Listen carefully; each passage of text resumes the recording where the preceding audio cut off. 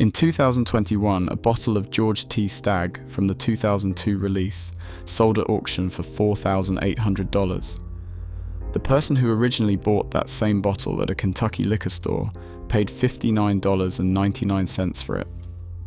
There is a pattern here, and it runs across 5 specific American bourbons that serious collectors are sitting on right now without fully understanding what they have. If you have ever bought a quality bottle of bourbon and put it away for the right occasion, you need to hear this before you decide what that occasion is. This is not a conversation about ultra-rare bottles that belong behind museum glass. This is not about a single bottle of Pappy Van Winkle that crossed an auction floor at Sotheby's for $52,000. Most people watching this will never hold a bottle like that in their lifetime, and we both know that. This is about the bourbons that were purchased at a decent but not outrageous price, put away for a special occasion, or simply because the buyer appreciated quality, and have been quietly appreciating ever since. Bottles that their owners might be tempted to sell, trade, or worst of all, open without understanding the decision they are making. If you have any of these 5 in your possession, you need to hear this before you do anything else. Number 5. William Larue Weller. Most people who own a bottle of William Larue Weller think of it the same way they think of a great wine they picked up on a well-timed trip through the distillery region. A quality purchase, a satisfying find, something to open when the moment feels right. What they do not think is, this is one of the most aggressively traded American whiskies at auction in the world right now. Here is the reality of where Weller sits in the current market. It arrives once a year as part of the Buffalo Trace Antique Collection with a suggested retail price of around $150, a number that functions less as a price and more as a historical artifact, because finding it anywhere near that figure has become essentially impossible. On the secondary market, where bottles move between people who understand precisely what they are holding, Weller routinely changes hands for north of $1,300. And that gap between the sticker and the street price is not hype. It is the market's verdict on something that cannot be easily replicated. What makes Weller specifically irreplaceable is the recipe behind it. This is a wheated bourbon made with corn, wheat, and malted barley rather than the more common rye-forward mash bill. And it shares that exact grain bill with the Van Winkle family expressions that now command some of the highest prices in American whiskey. When Buffalo Trace's own master distiller was asked which single bottle he would reach for from the entire antique collection, he named the Weller without hesitation, not for sentimental reasons, because the whiskey in that bottle, drawn straight from the barrel at full proof, is that good. If you have a sealed Weller from a recent antique collection release sitting in your cabinet, do not treat it like a nice bourbon you are saving for a birthday. Have it properly valued first. The birthday might be worth less than the bottle. Number 4. George T. Stagg.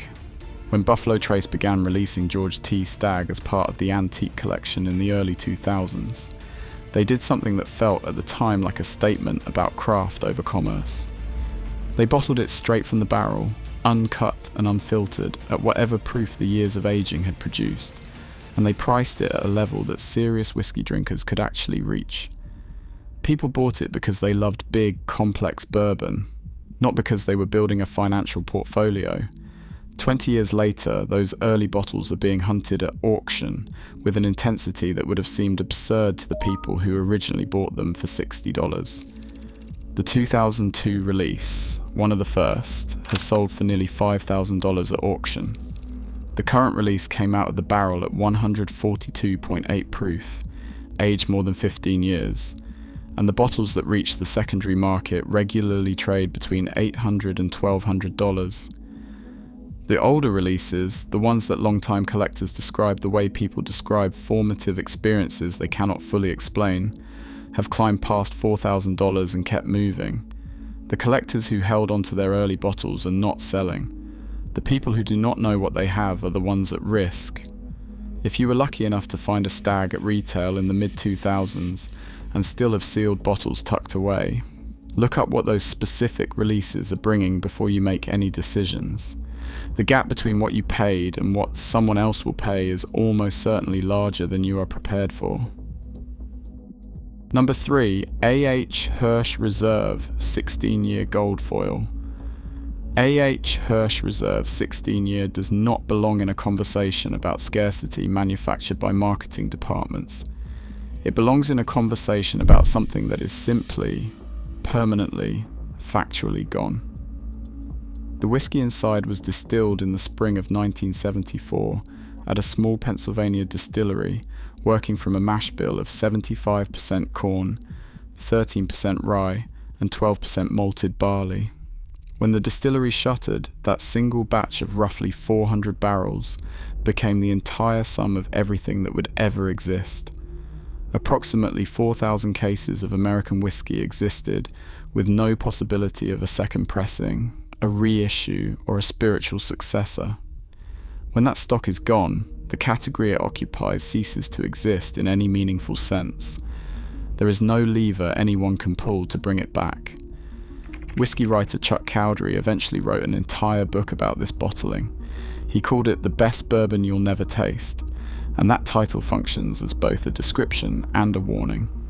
At recent auctions, sealed bottles have sold for between $2,400 and $3,100, and the trajectory has moved in only one direction. If you understand what happens to the value of a closed distillery's remaining stock as the years pass and the bottles slowly disappear, what it means for Brora, or for Port Ellen, or for any whiskey that exists in a fixed and dwindling supply, then you already feel instinctively why this one belongs on this list. The day you sell a sealed Hirsch is not the day you liquidate a whiskey asset. It is the day you hand a stranger a piece of American distilling history that the earth cannot produce again. That is a different kind of transaction, and it should feel like one. Number 2, Michter's 20-year. A lot of collectors bought Michter's 20-year when it first appeared at modern retail pricing, because it was simply the benchmark for what patient American whiskey aging could produce. Not because they were assembling a collection with resale in mind, not because they were reading auction reports, because it was, by the judgment of serious whiskey people, one of the most extraordinary things being bottled in the country, and $1,200 felt like a fair price for what was in the glass. Those people are now sitting on something very different from what they thought they purchased. The Michter's name traces back to 1753, when a group of Swiss Mennonite farmers established what many historians consider the first commercial distillery on American soil, a lineage older than the country itself. The brand collapsed into bankruptcy in 1989 and was revived by people who refused to let the name disappear entirely. The modern 20-year arrived in extremely limited quantities, fewer than 700 bottles in the world at launch, and now trades on the secondary market for roughly $3,800. Its older sibling, the 25-year, averages $9,000 and beyond. What earns Michter's a place near the top of this list is not the history, though the history is remarkable. It is the production discipline behind the release. Michter's does not schedule the 20-year the way ordinary brands schedule annual product drops to hit quarterly numbers. They bottle it only when the person responsible for those barrels decides the whiskey has genuinely earned its age. Some years, that verdict is simply, not yet, no release, come back later.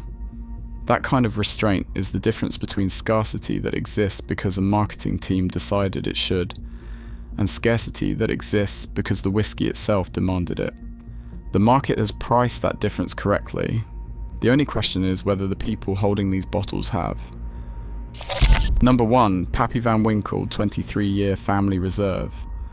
This is the one that genuinely keeps serious collectors awake, not because it is difficult to identify, but because of what it represents in terms of value hiding in plain sight for the people who were fortunate enough to acquire it closer to retail. The Van Winkle family's connection to American whiskey runs through the legendary Stitzel Weller distillery, which operated in Louisville from 1935 until its closure in 1992. Julian Pappy Van Winkle Sr. began as a traveling whiskey salesman and built something his family still carries today, a name that has become, over the decades, the single most recognized designation in American bourbon. The 23-year Family Reserve carries an official suggested price near $500.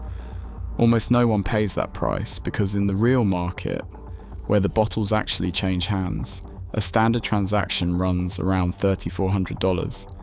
The Sotheby's record for a single bottle is $52,000.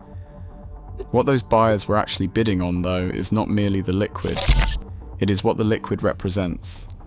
A wheated bourbon drawing on the spirit and legacy of a distillery that no longer exists, produced in quantities so limited that the allocation process surrounding it has become its own cultural phenomenon, bottled under a name that carries 40 years of accumulated mythology.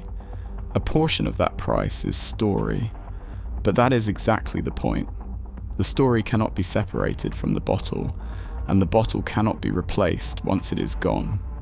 The people who received an allocation at retail years ago and still have sealed bottles are holding the single most symbolically significant object in American whiskey. That is not a claim that requires qualification. It is simply what the market, the culture, and 4 decades of evidence have established.